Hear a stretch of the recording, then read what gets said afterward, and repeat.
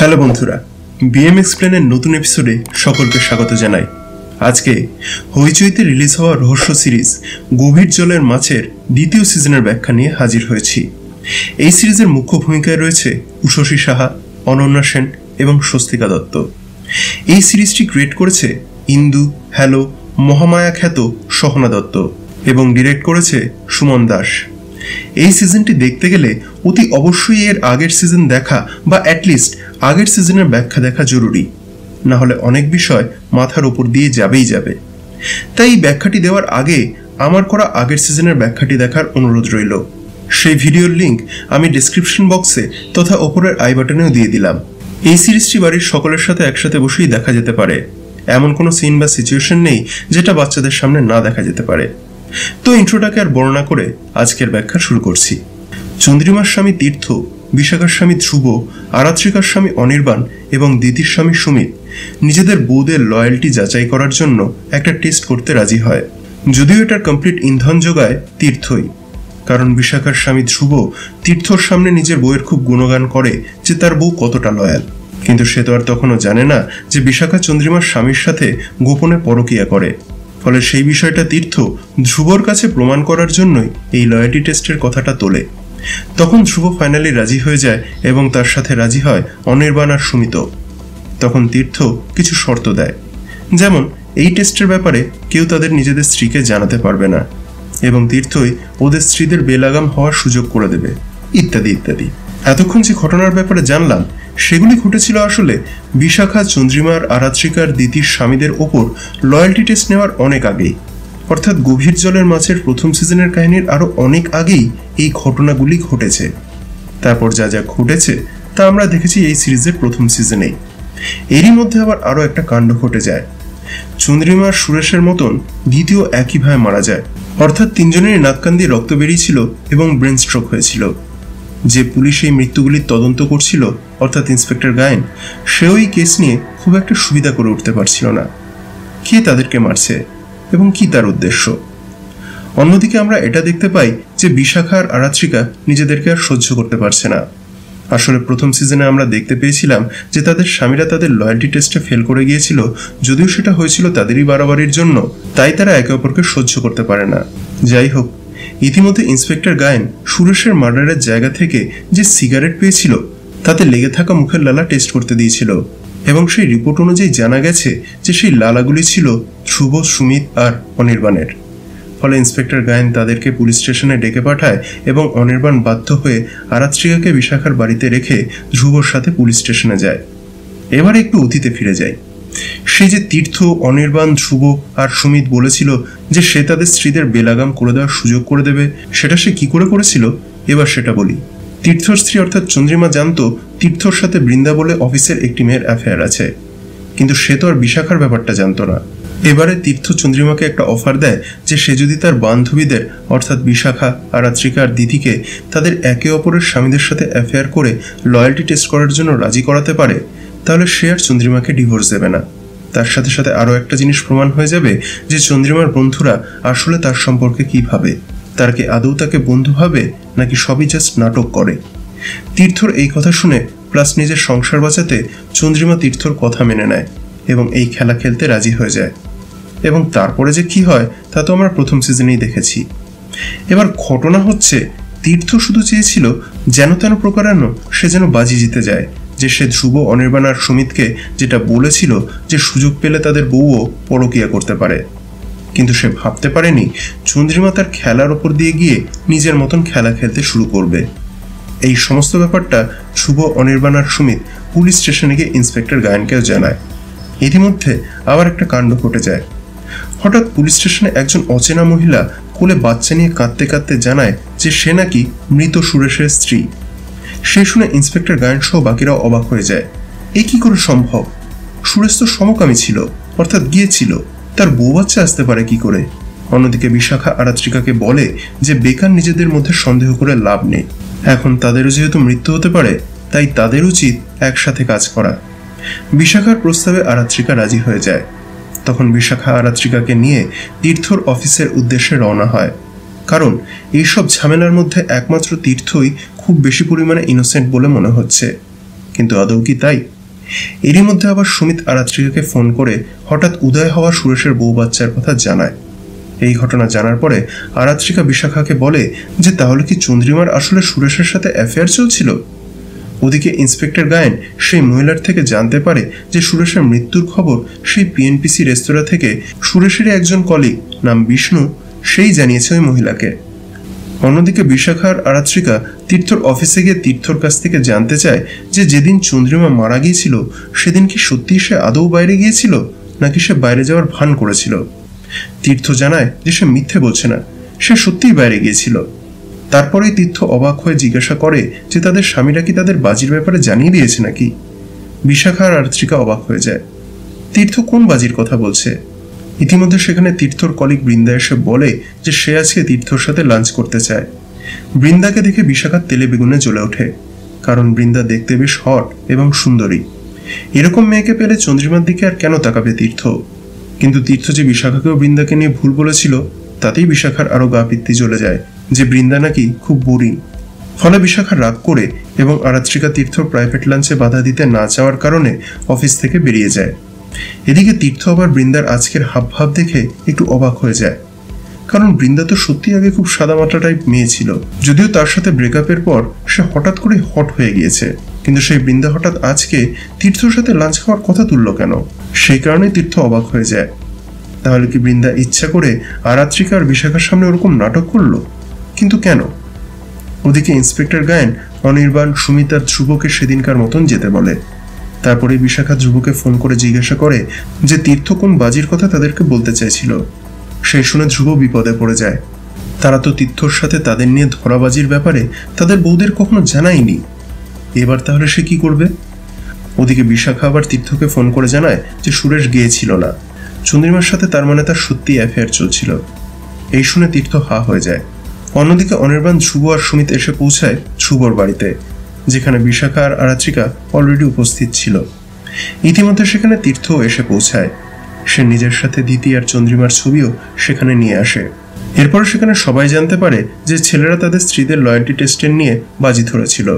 তারপর তীর্থ এটা জানায় যে সে সুরেশকে টাকা দিয়েছিল চন্দ্রিমার উপরে নজর রাখার জন্য, কিন্তু সে যে গিয়েছিল না এই ব্যাপারটা সে জানতো না।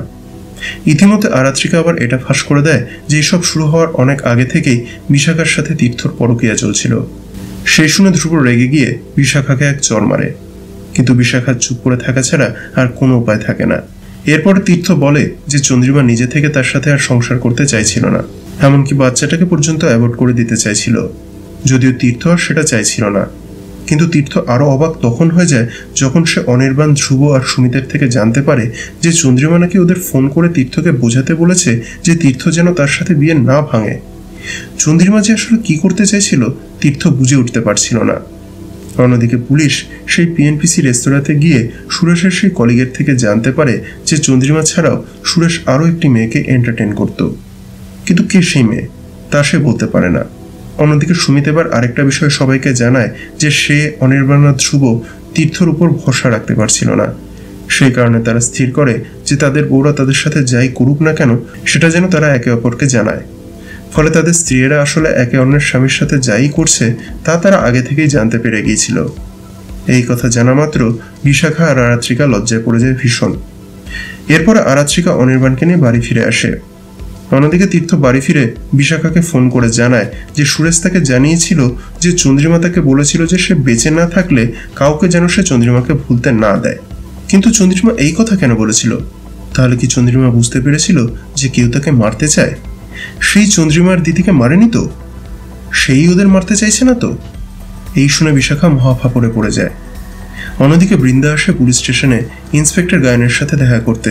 সে জানায় যে চন্দ্রিমা আর সে নাকি ভালো বন্ধু হয়ে গিয়েছিল, সেই সুরেশের সাথে দেখাও করত।